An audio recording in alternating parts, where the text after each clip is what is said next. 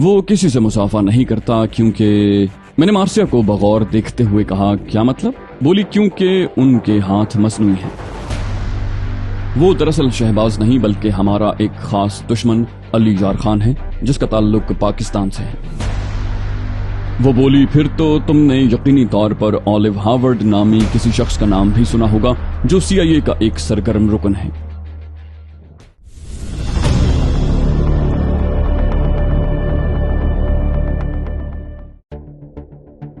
जिस इमारत में हम पहुंचे थे वो बहुत आलीशान थी। मेरा ख्याल है जजीरे की सबसे उम्दा इमारत होगी और होनी भी चाहिए थी क्योंकि ये जजीरे के शहंशाह की इमारत थी और अब मैं उस शहंशाह के हुजूर पेश हो रहा था। इमारत की आराइश और नफासत काबिल दीद थी।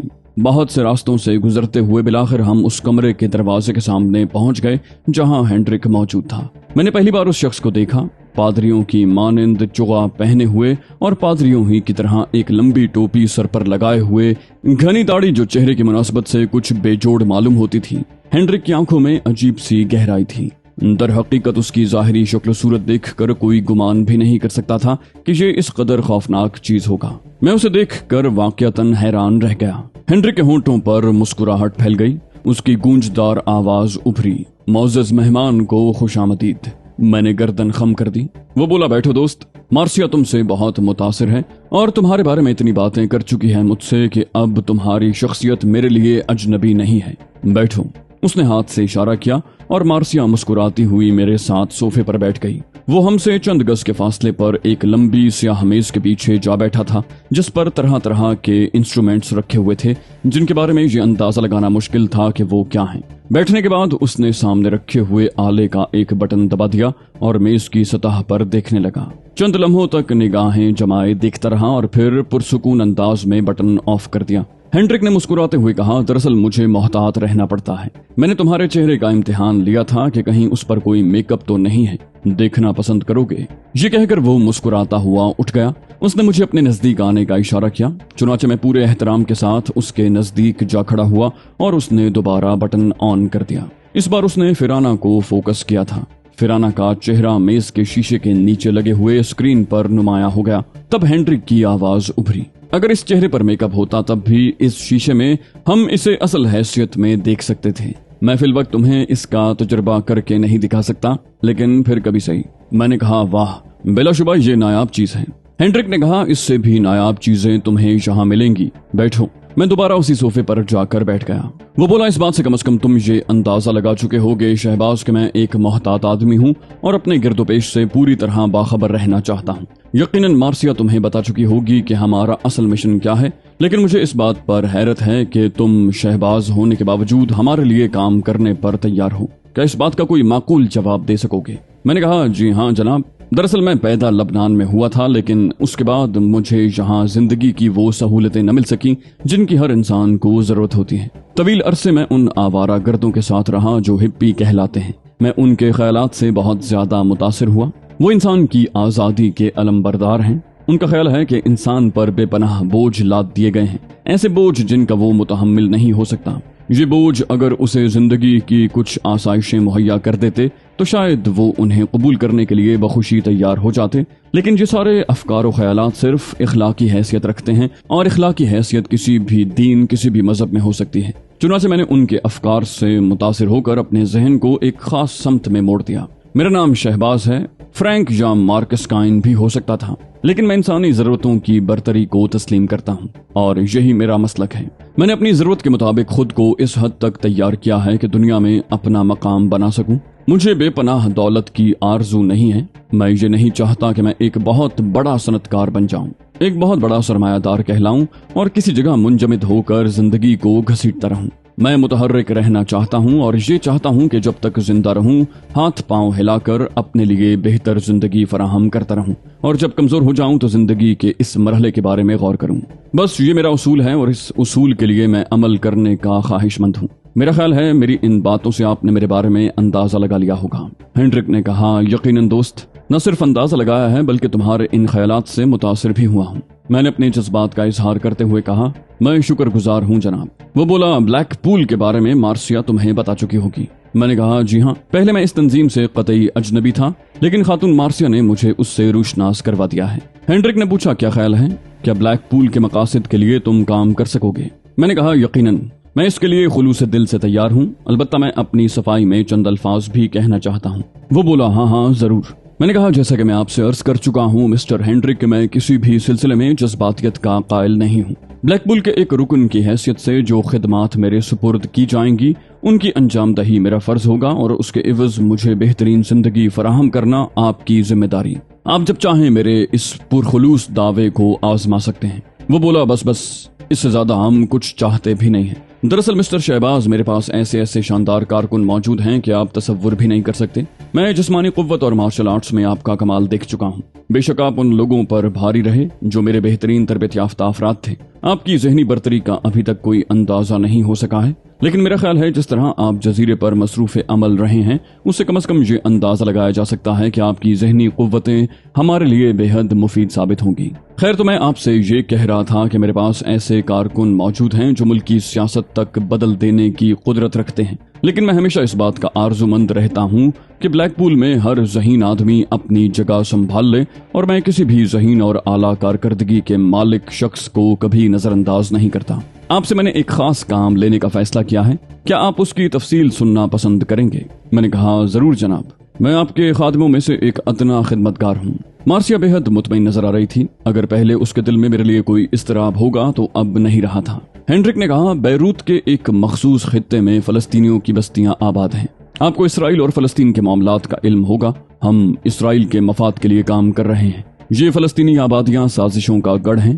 آپ چونکہ ان کے مذہب سے تعلق رکھتے ہیں اس لیے آپ ان کے درمیان قیام کر سکتے ہیں۔ ان معاملات میں آپ کی معلومات عام لوگوں سے زیادہ بہتر ہوگی چونکہ آپ متوازن مذہبی خیالات رکھتے ہیں۔ میری خواہش ہے کہ ان آبادیوں میں رہ کر آپ ہمیں فلسطینیوں کے اقدامات سے آگاہ کرتے رہیں۔ آپ اپنی خدمات کسی بھی طرح تنظیم آزادی فلسطین کو سونپ دیں اور ان کے ساتھ مل کر کام کریں، لیکن درپردہ آپ بلیک پول کے ممبر ہوں گے۔ آپ کو ہدایات ملتی رہیں گی کہ آپ کو کیا کرنا ہے، البتہ ان کے مقاصد، ان کی مہمات سے آپ ہمیں آگاہ کرتے رہیں گے، اور یہی آپ کی ذمہ داری ہوگی۔ اس کے عوض جو چیز آپ کے تصور میں آئے وہ آپ ہم سے طلب کر سکتے ہیں۔ لبنان میں بہت اعلیٰ زندگی آپ کو فراہم کی جا سکتی ہے۔ اس کے علاوہ دنیا کے کسی بھی ملک میں اگر آپ رہائش اختیار کرنا چاہیں تو وہاں آپ کو ساری آسائشیں فراہم کی جا سکتی ہیں، مگر شرط یہی ہے کہ آپ کو 7 سال تک بلیک پول کے لیے کام کرنا ہوگا۔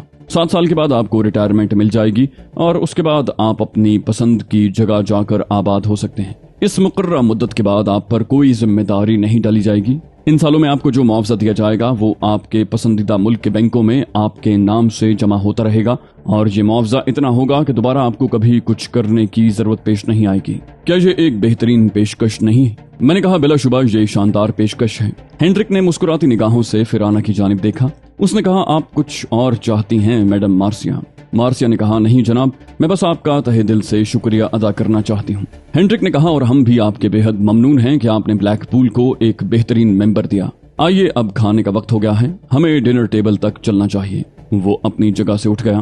پرتکلف میز پر ہم تینوں کے علاوہ کوئی چوتھا فرد نہیں تھا۔ ڈنر کے بعد ہینڈرک نے پرخلوص انداز میں پیشکش کی، اب آپ لوگ آرام کریں، مسٹر شہباز ابھی کچھ دن یہیں رہیں گے اور اس کے بعد انہیں ان کی ذمہ داریاں بتا دی جائیں گی۔ مارسیا نے کہا بہت بہتر، اب ہمیں اجازت ہے۔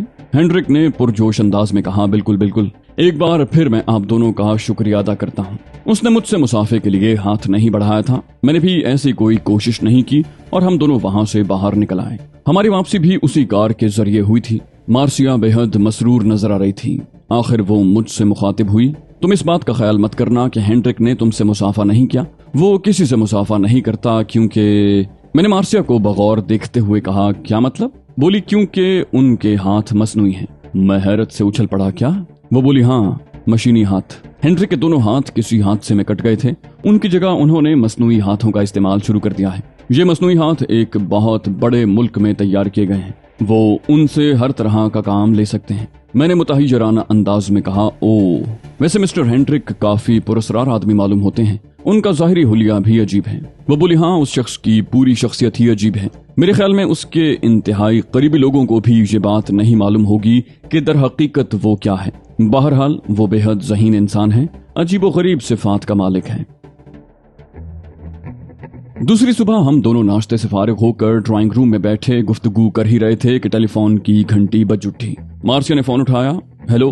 फिर मुअद्दब हो गई। जी जनाबे वाला, कोई हुक्म। फिर दूसरी तरफ से आवाज सुनती रही।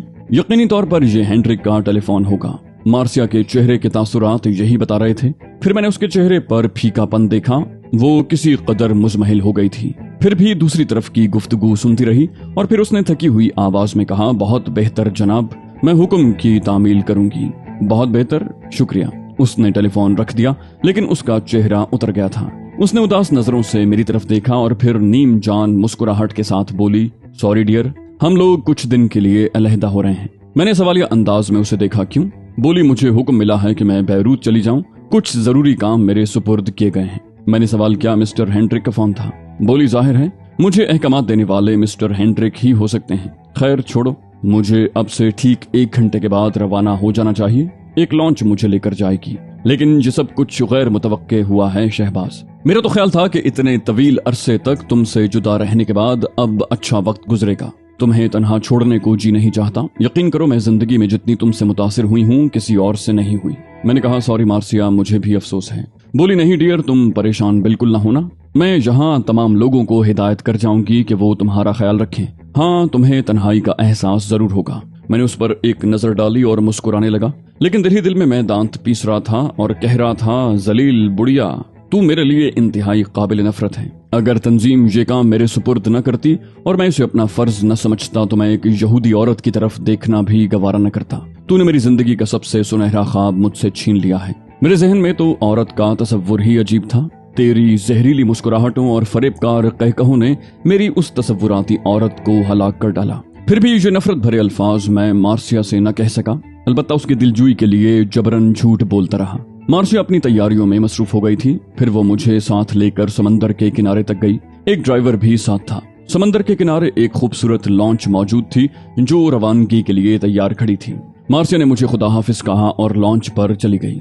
फिर देर तक वो लॉन्च की रेलिंग के साथ खड़ी हाथ हिलाती रही। मैं भी मजबूरन वहीं खड़ा हाथ हिलाता रहा और फिर कार में बैठकर वापस चल पड़ा। मार्सिया की अचानक रवानगी मेरे लिए किसी तरद्दुद का बायस तो नहीं थी, लेकिन मैं सोच रहा था कि अब जो कुछ करना है उसमें काफी मोहतात होना पड़ेगा। मैं अपनी उस रिहाइशगाह पर वापस आ गया। गोयल मेंड्रो बदस्तूर यहाँ मुकीम थी और मार्सिया की रवानगी से काफी खुश नजर आती थी। लेकिन मार्सिया का मामला दूसरा था। मैं उसका हुक्म मानने के लिए मजबूर था। अब ये तो एक अहमकाना बात होती कि मार्सिया के अलावा मैं किसी दूसरे के आगे अपना सर झुका देता। मैंने गोयल के साथ खुश्क रवैया इख्तियार किया। शाम की चाय पर उसने मुझसे बातें करने की कोशिश की, लेकिन मैंने उस पर तवज्जो नहीं दी। नतीजतन वो किसी कदर बुझ सी गई। फिर रात को उसने मुझे डिनर पेश किया। इस दौरान कोई काबिल जिक्र वाकया पेश नहीं आया। डिनर रूम से उठकर मैं अपनी ख्वाबगाह में दाखिल हो गया। 10:30 पौने 11 बजे तक मैं जागता रहा और फिर दरवाजा अंदर से बंद करके हेडलाइट जलाकर सोने के लिए लेट गया। नींद नहीं आ रही थी। उस वक्त रात के तकरीबन 12:30 बजे थे जब मुझे अपने बेडरूम की अकबी खिड़की पर हल्की सी दस्तक सुनाई दी। कोई उंगली से खिड़की का शीशा खटखटा रहा था। मैं चौंक पड़ा। ये कौन हो सकता है?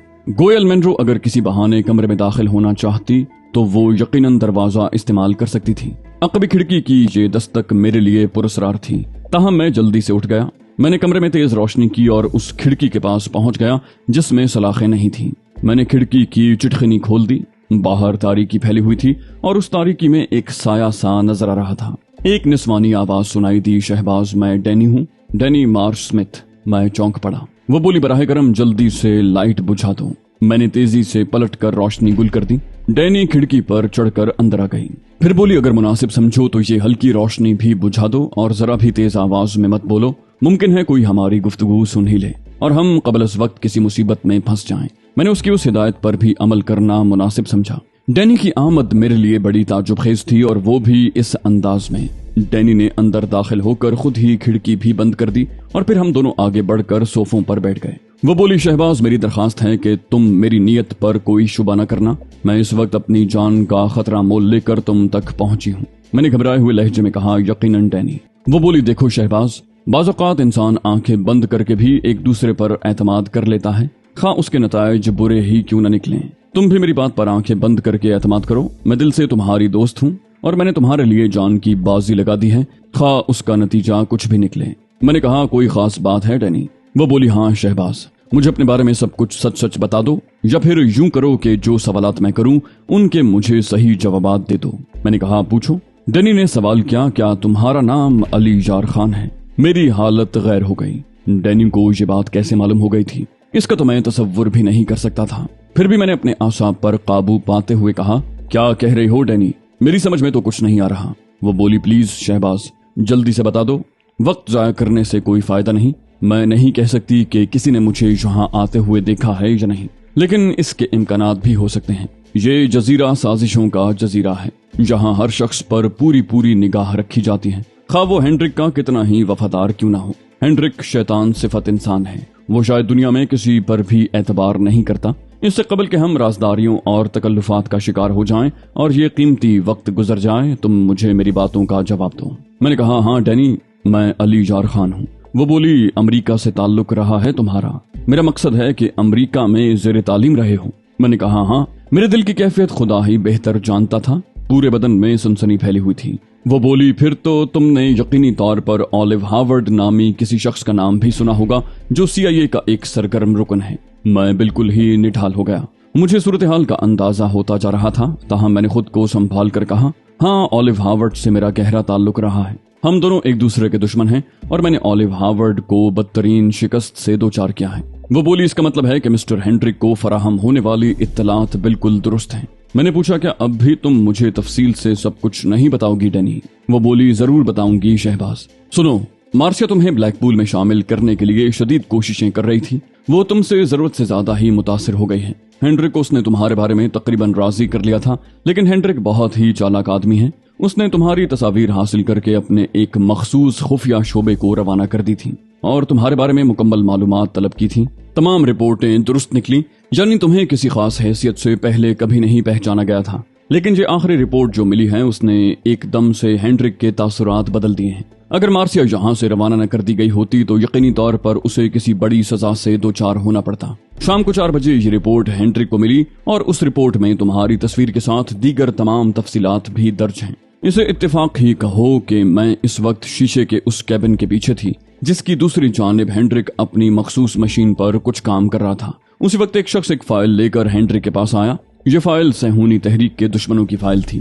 صہیونی تحریک کے دشمنوں کی فائل کا رنگ نارنجی ہوتا ہے۔ اس شخص کے اور ہینڈرک کے درمیان جو گفتگو ہوئی وہ شیشے کے کیبن کے دوسری طرف بھی سنی جا سکتی تھی، اور جب تمہارا نام لیا گیا تو میں نے خصوصی طور پر توجہ شروع کر دی۔ وہ شخص ہینڈرک سے کہہ رہا تھا، جناب والا، میں نے ایک خطرناک شخص کی فائل نکالی ہے۔ جو تصاویر آپ نے خفیہ شعبے کو روانہ کی تھی ان کی ایک کاپی میرے پاس موجود تھی، اور اتفاق سے آج میری نگاہ اس فائل پر بھی پڑ گئی۔ ذرا اسے ملاحظہ فرمائیے۔ ہینڈرک نے اس سے پوچھا، کیا بات ہے؟ وہ بولا، شہباز نامی جو شخص آپ کے پاس موجود ہے اور جو میڈم مارسیا کی وساطت سے آیا ہے، وہ دراصل شہباز نہیں بلکہ ہمارا ایک خاص دشمن علی یار خان ہے، جس کا تعلق پاکستان سے ہے۔ امریکہ میں اس شخص نے بہت سے یہودیوں کو قتل کیا ہے۔ یہ فائل وہ ہے جو مسٹر اولیو ہارورڈ نے آپ کے پاس روانہ کی تھی، اور اس میں آپ سے کہا گیا تھا کہ اگر یہ شخص کہیں نظر آئے تو اس پر نہ صرف نگاہ رکھی جائے بلکہ اسے ہلاک کرنے کی کوشش کی جائے، اور بہتر تو یہ ہوگا کہ اگر یہ کسی طرح ہاتھ آ جائے تو اسے مسٹر اولیو ہارورڈ کے پاس روانہ کر دیا جائے۔